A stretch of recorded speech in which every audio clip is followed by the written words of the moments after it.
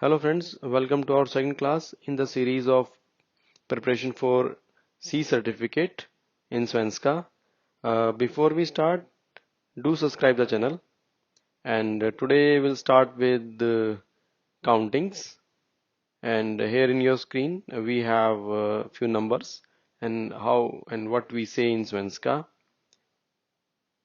0 is noll, 1 n or at, 2 två, 3 tre, 4 fyra, 5 fem, 6 sex, 7 q, 8 åtta, 9 nio, 10 tio, 11 elva, 12 tolv, 13 tretton, 14 fjorton, 15 femton, 16 sexton, 17 sjutton, 18 arton, 19 nitton, 20 tjugo, 30 trettio,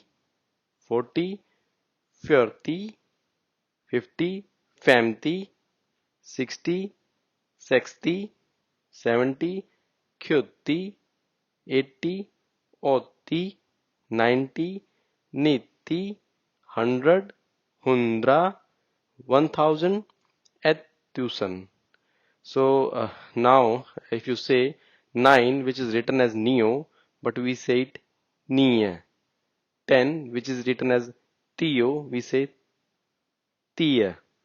And 20 will say shugi, not shugo, shugi. Even in 30 it's written tretio. So we'll say it treti. O is silent. As we learned in our previous class that we have silent word, silent letters in Svenska. So keeping in mind, so that's how we pronounce them. Okay friends, now coming to telephone number. In Sweden, telephone number is of 9 digit. When we say telephone number, it's a mobile number, and with 0 it's become 10 digit. So we divide that number into 4 parts, and how we say it's like this as in the example: noll, q noll, 123, 456, q8. So this is how we divide the number and we tell someone our telephone number. For example, the Leica mobile number starts with 076. In that case, how you will say: noll q6 403 00 80. And the important part is like in telephone number, if you have a 1 as a digit in your number, then you will not say n, will say eth. As an example, noll q noll, q100 shugi, 40th shugieth. So it won't be shugian, it will be shugieth. So this is how we say our telephone number in Svenska. Okay, now let's do little grammar. In this today we are going to talk about vilken, vilket, vilka, and what is the difference between them. So vilken, vilket or vilka means which, and why it is having three form. It's because of the noun which is dealing with. So if the noun is of n word, then it will become vilken. If the noun is of eth, then it will become vilket. And when we talk about plural, then we will use vilka. Here are few example. Vilken adres har du? Vilken adres har du? So here the address is n word, so we are using vilken. But in the second sentence we are using vilket because datum is eth word. So vilket datum sluta kursen. Vilken datum sluta kursen. And when we talks about plural, like vilka länder är med i EU. So länder is a plural. So this is how we use vilken, vilket and vilka. Now let's see how to make the sentence which we just now do in another way using the vad. So Vilkan adres hadu. So here we can make this in another way, which using vad. Vad hardu for address. Va hardu for address.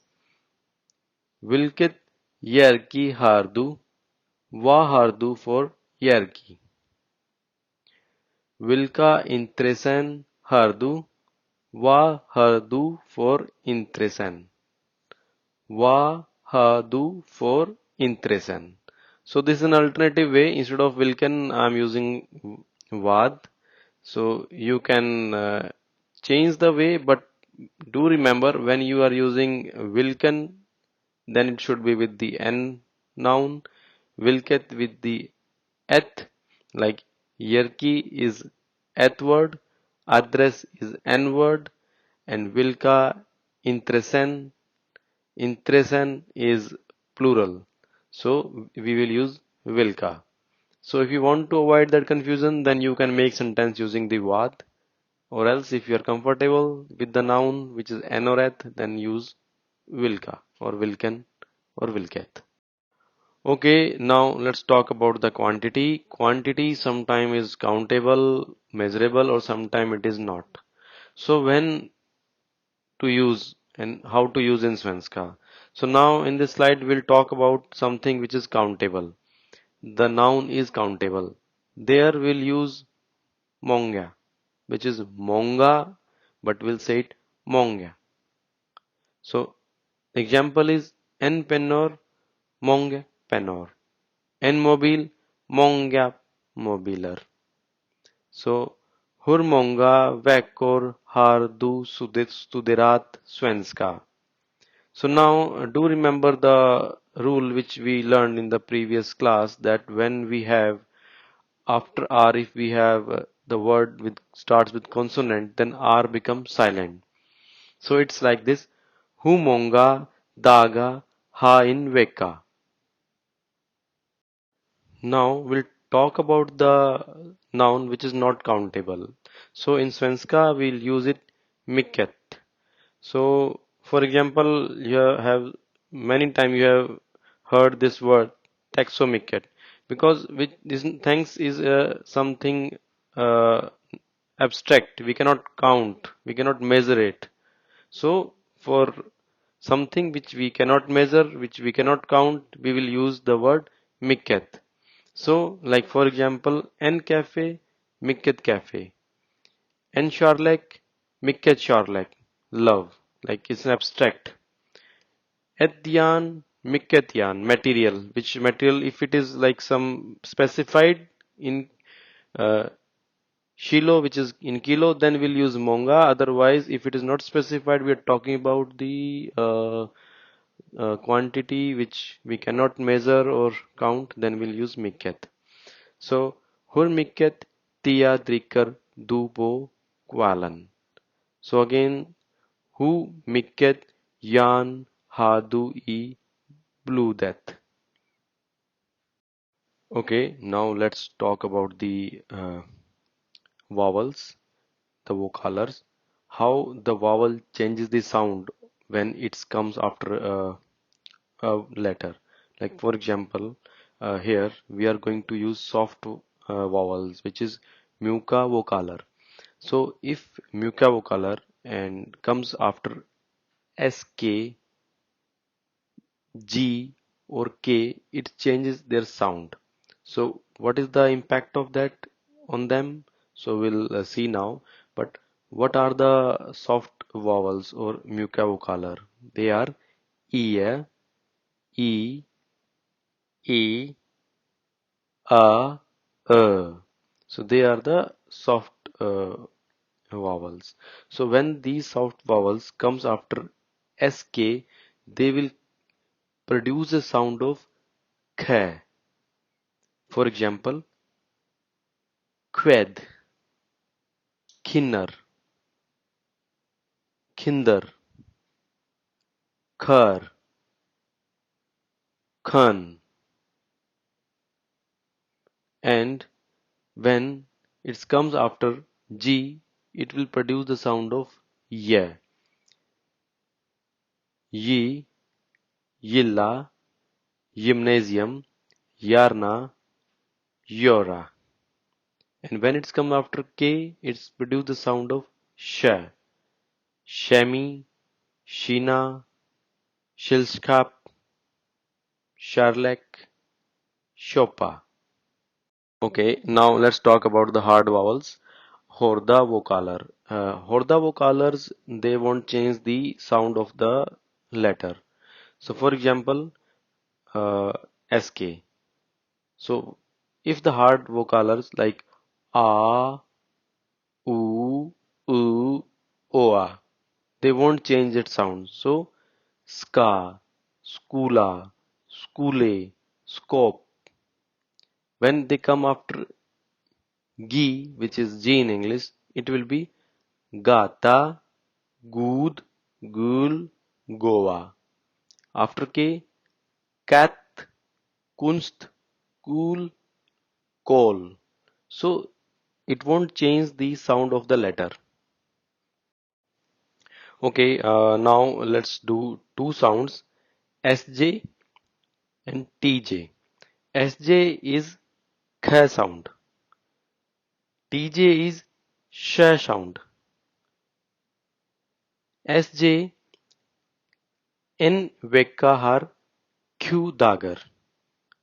Solan Kinnar. N Khan Sufa. So Kinnar and Kon, they produce kh sound because of soft vowel after SK, but SJ will always kh sound. So N Vekkahar kh Q Dagar. Kh Kinnar. Kh Khan Sofa. So this is how we say kh sound in Svenska with SJ and SK after soft vocaler or muka vocaler. Now TJ sound. TJ sound is sh sound. N shock hund, Shina, Shugi, Shan Kraftwerk, which is a nuclear power plant. So Sheena and Shan Kraftwerk, they are sh sound because of soft vocaler after K, but TJ in Shokhund, TJ in Shugi, it's sh sound even though it's not having soft vowels after them. So these are the two important sound in Svenska. Well, let's talk about the reflexiva verb. Well, it is which talks about the subject itself. Well, when in a sentence subject talks about himself, then we call it a reflexiva verb. The action for subject himself. For example, jag lär mig engelska. I'm learning English for myself. So in English we don't say that, but in Svenska we use this word may, they, say, os, er. So these are the reflexiva verb which comes after a verb and which tell us in a sentence that this verb is for the action for the subject himself or herself or itself. So this is how we use it. So for example, Kinda de, hurry up. Jag twatar mig alltid på morgonen. Jag skyndar mig till lektionen. Jag lagar mig alltid klockan 10 på kvällen. Jag lär min son svenska. But here, jag lär min son svenska. Now, it's the learning is about the son, not about the subject himself. Now the subject is talking about his son. So this is not a reflexive anymore. But if the sentence is like this, jag lär mig svenska, so now it is talking about himself. So this is how we differentiate when the subject is talking about the third person or the subject is talking about himself. So this is how we use reflexiva verb in svenska. Okay, now let's talk about the Iraq Urd Folia, which means a sentence we start with the subject. So here are few example. Jag älskar att dricka te på morgonen. Second, jag och mina vänner ska gå på bio ikväll. Third, jag lägger mina barn klockan 8 på kvällen. Fourth, Sverige har inte stängt skolor på grund av corona.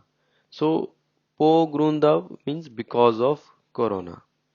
So, in these all the four sentences, they all start with a subject. And after subject, the verb follows. So, first place subject, second place is occupied by a verb. Well, now we'll talk about the omvänd ordföljd, which means the sentence which does not start with subject, or sentences those do not start with subject. So here are few examples. Equal, ska, jag och mina vänner gå på bio. Here the sentence start with time. I Sverige får du inte röka på restauranger och kaféer. Now, I Sverige means it's a place. So in start with the place, and subject takes the third place, third location in the sentence. So second is occupied by verb, and first place occupied by either a time or by a place. På morgonen äter jag alltid frukost på ett café. So this is how we form the sentences when the subjects come on the third place in a sentence. Okay, now going forward, let's know what is adverbial in Svenska. Adverbial is something which is talks about where and when. In like in what is an object? Let's first know the difference between a object and adverbial. Object is what which give you an answer of what and who. So jag älskar min hund. So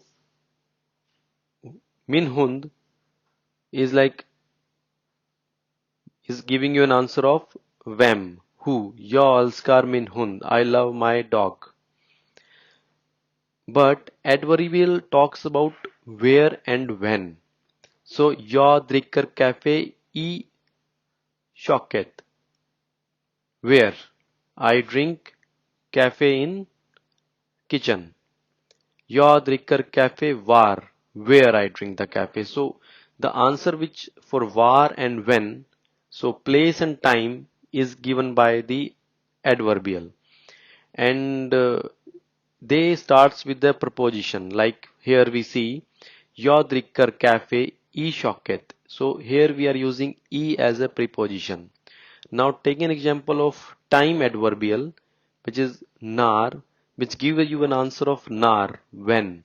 Jag dricker te på morgonen. So po is a preposition which says that this is an adverbial.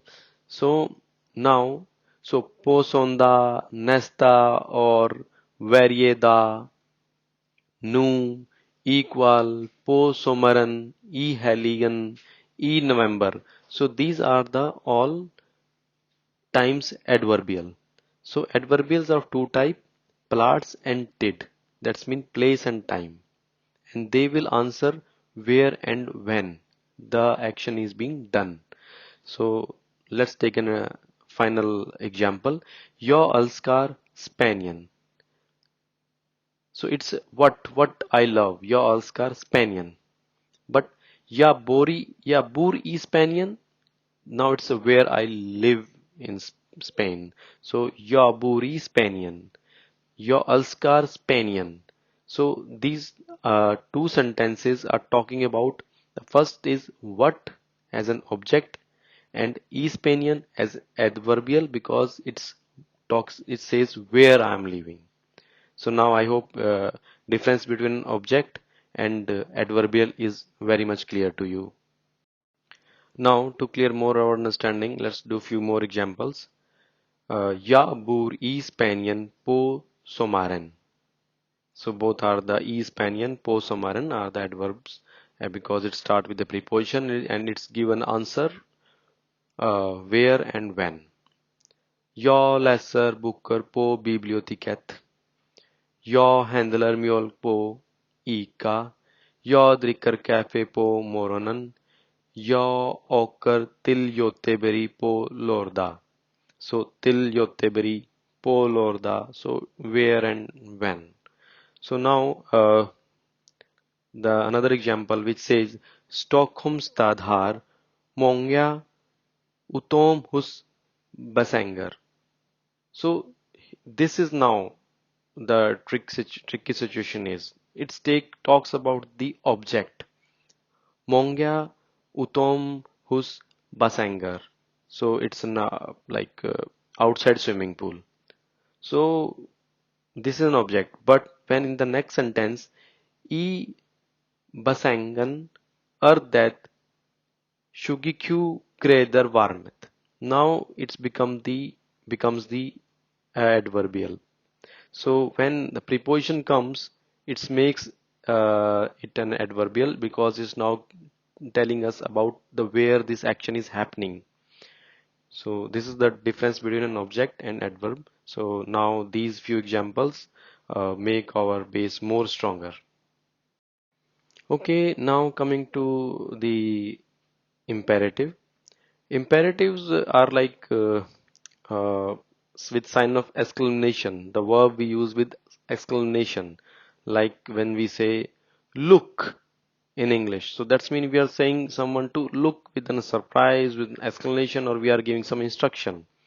So here, tita, and the present form for tita is titar, ring, ringer, goa, gore. So tita with exclamation sign, ring with exclamation sign, goa with exclamation sign are the imperative form. And in the use of imperative form is can be without the subject. So you need not to say that you should look at there. You can say that tita, ring me or call me. So you don't need to say the subject. So that's how like ring me equal call me in the evening. So you need not to say that you call me in the evening. So you are using an imperative form of a verb. So this is a difference between imperative and present form of the verb in Svenska. Okay, now coming to the final part of the day 2, where we talks about the upstem and bestem form. This is in a short introduction I will give you, and in detail we have already covered in our previous classes.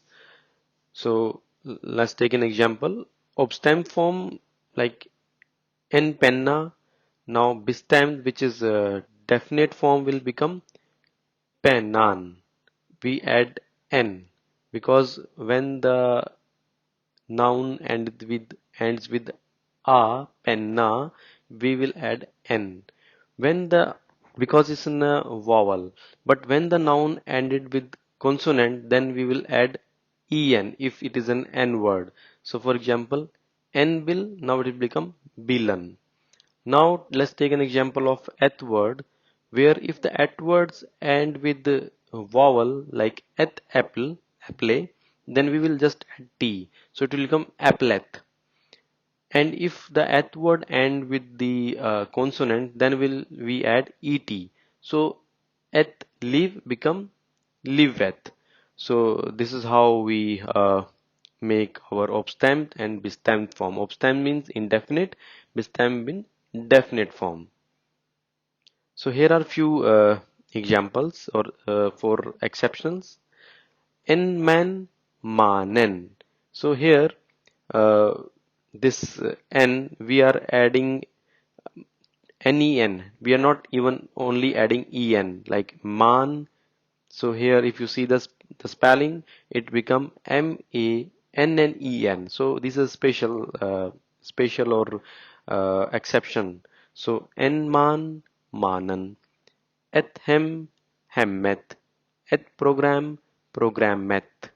Now you see the 2m there, okay? En Et fonster, fonsteret. En nickel, nickellen. En datur, daturn. En spiegel, spiegelen. So this is how these exceptions are. So we have to learn them. So now when we can use obstemmed and bestemmed? Well, when we introduce something first time, we will use obstemmed form. But when we use it in a second time in a sentence, then we'll use bestemmed form. Let's take an example.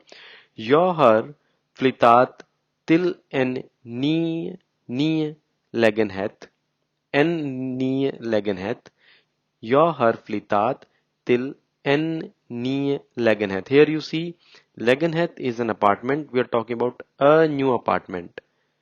Now, in the second sentence, lägenheten ligger i Norsborg. Now we are using the bestämd form when referring the lägenhet because we have already introduced this with saying by saying that en new lägenhet. So now we you know about this lägenhet, so we'll say lägenheten ligger i Norsborg. So that's all for the day, and I hope you like the class, and please do subscribe the channel, and we'll meet you in the next class for intensive preparation for C certificate. Best wishes, take care of yourself. Hey Dua.